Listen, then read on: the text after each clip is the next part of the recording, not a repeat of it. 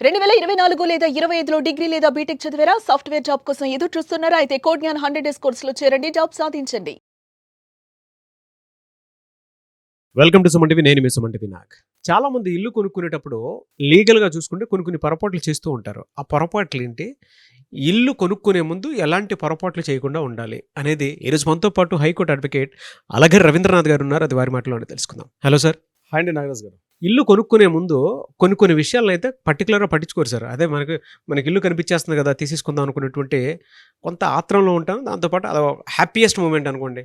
పెళ్లి చేసి చూడు, ఇల్లు కట్టి చూడు అని చెప్పేసి ఊరికే అనలేదు మీలాంటి పెద్దవాళ్ళు. దాని వెనక ఒక పెద్ద అంతరార్థమే ఉంది.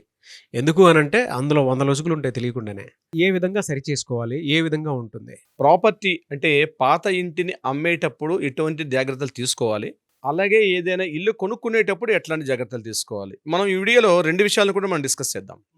ఇల్లు అమ్మేటప్పుడు ఎటువంటి జాగ్రత్తలు తీసుకోవాలి, అదేంటి సార్ ఇల్లు అమ్మేటప్పుడు జాగ్రత్తలు ఏంటండి, ఎవరో కొనుగోలుదారుడు వచ్చాడు నా ప్రాపర్టీని అమ్మేస్తే సరిపోతుంది కదా అని బహుశా అనుకుంటున్నారేమో. కాదు, ఇల్లు అమ్మేటప్పుడు కూడా మీకు ట్యాక్స్ బెనిఫిట్స్ ఎలా ఉండాలి, చట్ట ప్రకారంగా ట్యాక్స్ బెనిఫిట్స్ ఏవేవి అందులో ఇంక్లూడ్ అయి ఉంటాయి అన్నది నేను వీడియోలో మీకు వివరించే ప్రయత్నం చేస్తాను.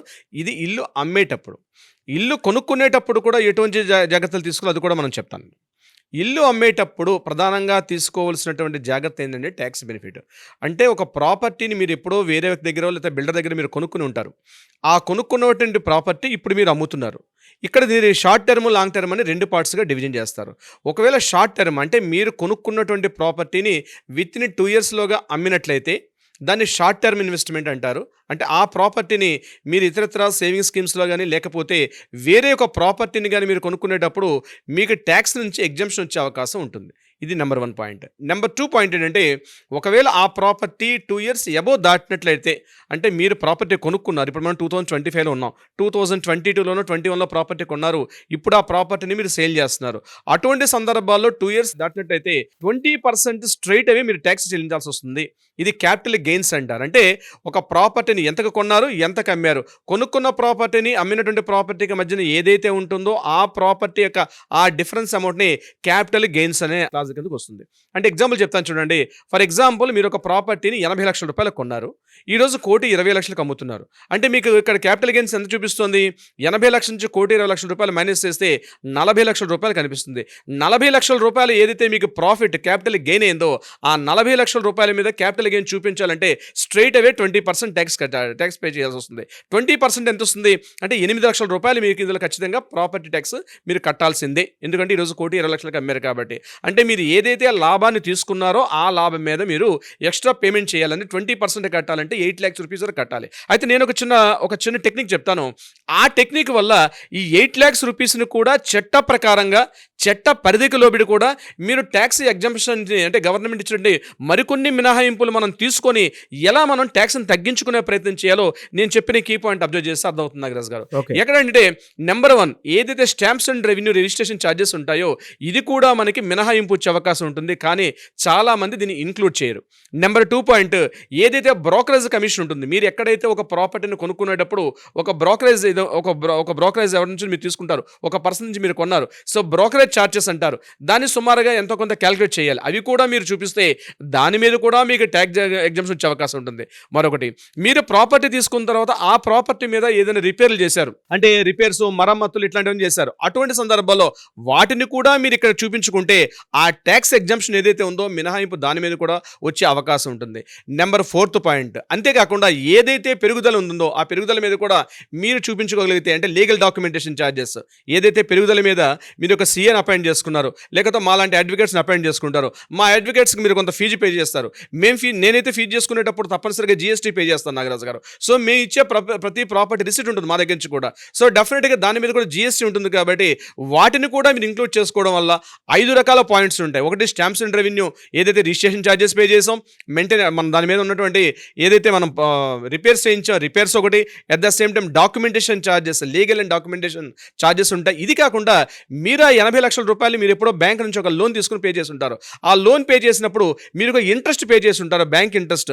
ఆ ఇంట్రెస్ట్ మీద కూడా మీకు ఎగ్జంప్షన్ వచ్చే అవకాశం ఉంటుంది. సో అది కూడా మీకు ప్లస్ పాయింట్ అయ్యే అవకాశం ఉంటుంది. ఇలా ఈ 5 రకాల పాయింట్లు కూడా మీరు ఒక ప్రాపర్టీని అమ్మేటప్పుడు క్యాపిటల్ గెయిన్స్ మీద చూపించుకోగలిగితే చూపించగలిగితే, ఫర్ ఎగ్జాంపుల్ ఇప్పుడు మనం ఇందాక తీసుకున్న లెక్క తీసుకుందాం, 1,20,00,000 రూపాయలకి ఈరోజు ప్రాపర్టీ అమ్ముతున్నారు, మీరు 80,00,000 రూపాయలకి ప్రాపర్టీ కొనుక్కున్నారు. ఇక్కడ 40,00,000 రూపాయలు మీరు ఏదైతే క్యాపిటల్ గెయిన్గా చూపిస్తున్నారో స్ట్రైట్ అవే 40,00,000 చూపించకుండా గవర్నమెంట్ ద్వారా మనకి ఇన్కమ్ ట్యాక్స్ సెక్షన్ 24 ఏదైతే మనకి కల్పిస్తుందో ఆ సెక్షన్ 24 ప్రకారం ఎగ్జామ్షన్స్ ఏవైతే మనకి ఇస్తున్నారో కల్పిస్తున్నారో అవి ఇప్పుడు నేను చెప్పిన 5 పాయింట్స్గా చూపించగలిగితే సుమారుగా ఒక 15,00,000 రూపాయల వరకు మనం అక్కడ చూపించుకోవచ్చు.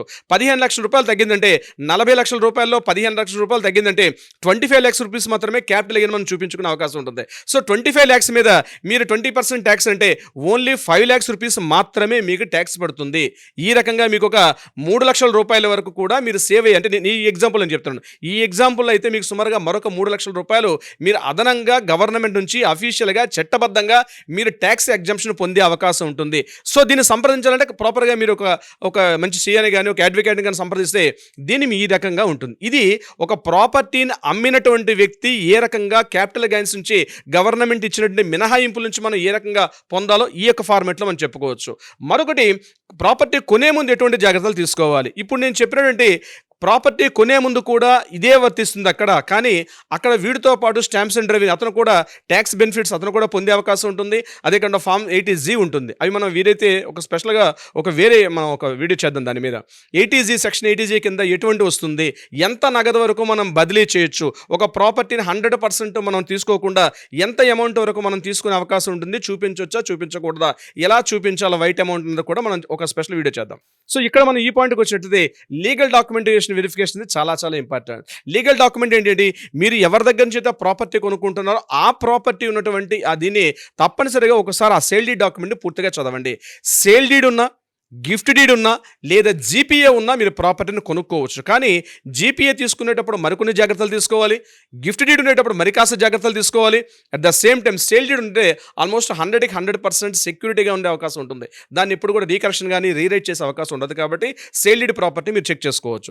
ఈ సేల్ డీడ్లో కూడా ఫర్ ఎగ్జాంపుల్ ఎవరి పేరు మీదనైతే ప్రాపర్టీ ఉందో, ఫర్ ఎగ్జాంపుల్ ఒక రామారావు అనే పర్సన్ పేరు మీద ఉందనుకోండి, ఇక్కడ మీరు సేల్ కన్సిడరేషన్ వేస్తారు. సేల్ కన్సిడరేషన్ ఆ property value 80 lakhs rupees government stamp value చూపిస్తున్నాడు, గవర్నమెంట్ వాల్యూ చూపిస్తున్నప్పుడు ఈ 80 లక్షల రూపాయలు ఏదైతే అమౌంట్ ఉందో అది ఆ పర్సన్ యొక్క అమౌంట్ అకౌంట్ నుంచి ట్రాన్స్ఫర్ అయిందా లేదా ఇది తప్పనిసరిగా క్రాస్ చెక్ చేసుకోవాలి.